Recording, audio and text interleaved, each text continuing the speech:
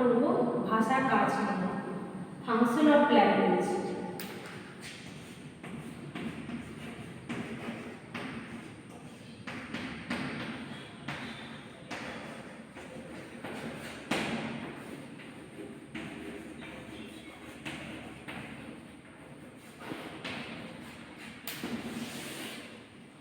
ভাষার কাজ আলোচনা করার পূর্বে আমরা প্রথমেই জেনে নেব ভাষা কাকে বলবো।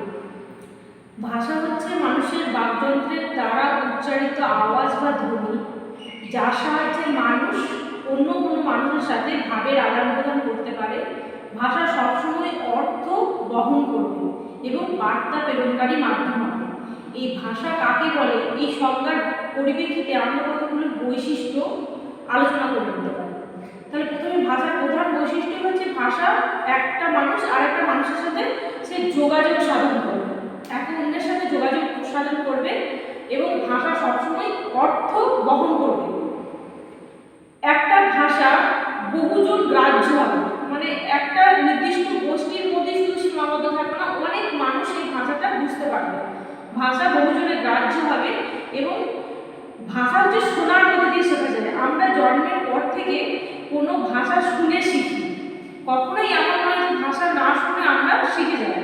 তাই ভাষা সবসময় শোনার মধ্যে দিয়ে শেখা যায় আর ভাষা ব্যবহারেই বেঁচে থাকে। কোনো ভাষা যদি আমরা দীর্ঘদিন ব্যবহার না করি তাহলে সেই ভাষাটা মৃতপ্রায় বা লুপ্ত হয়ে যায়, পঙ্গু হয়ে যায়। তাই ভাষা সবসময় বেঁচে থাকে মানুষের ব্যবহারের দ্বারা।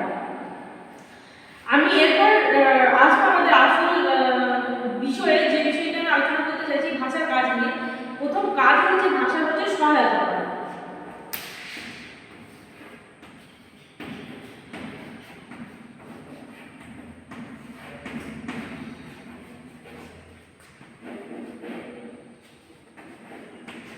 সহায়তামূলক মানে ভাষার এখানে ব্যবহার করা হয় কোনো কিছু পাওয়ার জন্য বা কোনো কিছু দেওয়ার জন্য।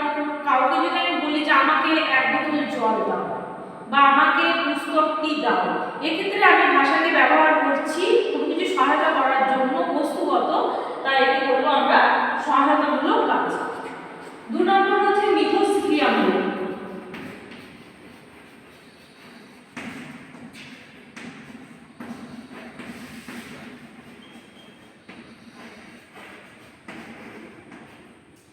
মিথস্ক্রিয়ামূলক কি, যখন একটা একাধিক মানুষ কথোপকথনের মাধ্যমে ভাষাকে ব্যবহার করে, 2 বা ততোধিক ব্যক্তি একে অন্যের সাথে ভাবের আদান প্রদান করছে, তখন যখন আমরা ভাষাকে ব্যবহার করি তখন তাকে আমরা বলবো মিথস্ক্রিয়ামূলক। এরপর আমরা বলবো নিয়ন্ত্রণমূলক।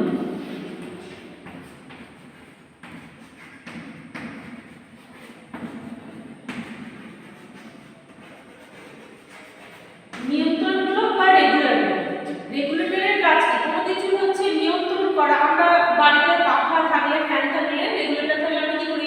স্পিড কমাই বাড়াই। সেরকম হচ্ছে ভাষার এখানে আমরা ব্যবহার করি কোনো কিছু নির্দেশ দেওয়ার ক্ষেত্রে, নিয়ন্ত্রণ করা হয় ভাষাকে বা মানুষের আচরণকে নিয়ন্ত্রণ করি।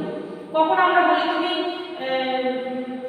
লাইনটা ঠিক করো, নির্দেশ দিই, সোজা হয়ে দাঁড়াও, সেক্ষেত্রে যখন আমরা ভাষাকে ব্যবহার করছি তখন তাকে আমরা বলবো নিয়ন্ত্রণমূলক। 4 হচ্ছে ব্যক্তি অনুভূতিমূলক।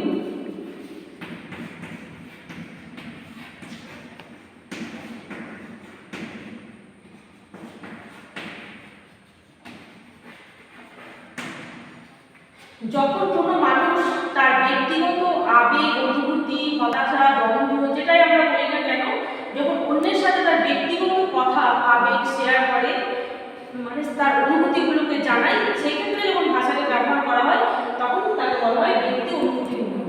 যেমন আমাদের কারোর ভালো লাগে রবীন্দ্রনাথ ঠাকুর, আমরা বলতে পারি আমার রবীন্দ্রনাথকে পছন্দ, বা আমি নিজে কবিতা আবৃত্তি করতে খুব ভালোবাসি। এক্ষেত্রে যখন আমি ভাষাকে ব্যবহার করছি তখন তাকে বলবো ব্যক্তি অনুভূতিমূলক।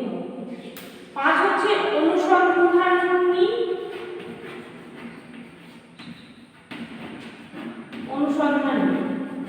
কাজ। বিশ্বের অনুসন্ধানী কাজ কি? হিউরিস্টিক। বিশ্বের কোনো কিছুকে জানার জন্য, এই পৃথিবীতে যা কিছু ঘটছে সে সম্বন্ধে যখন আমাদের মন কৌতূহল হয়, জিজ্ঞাসা থাকে অনেক, সেক্ষেত্রে যখন আমরা কোনো কিছু জানার জন্য ভাষাকে ব্যবহার করছি তখন তাকে বলবো অনুসন্ধানীমূলক।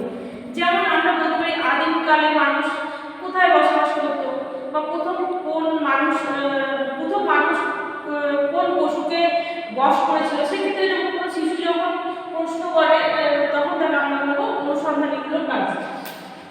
6 হচ্ছে কল্পনামূলক।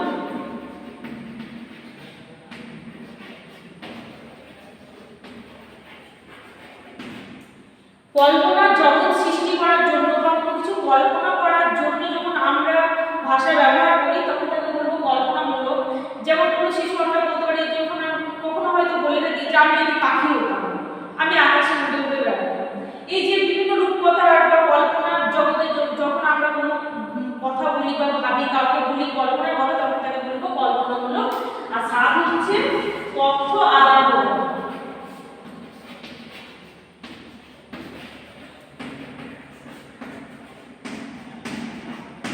Communication for information, communication of information, যখন আমি কোনো তথ্য অবগত হয়েছি, যখন সেই তথ্যটা অন্য কারোর কাছে আমি জানাচ্ছি বা তাকে সেই তথ্য সরবরাহ করছি, সেক্ষেত্রে যখন ভাষাকে ব্যবহার করি তখন তাকে বলবো কমিউনিকেশন অফ ইনফরমেশন। যেমন আমরা জানি 5 সেপ্টেম্বর, টিচার্স ডে, 15ই আগস্ট, স্বাধীনতা দিবস, যখন আমি একটা বাচ্চাকে এইগুলো শেখাচ্ছি তখন আমি যে ভাষাটা ব্যবহার করছি তখন সেটাকে আমরা বলবো তথ্য আদান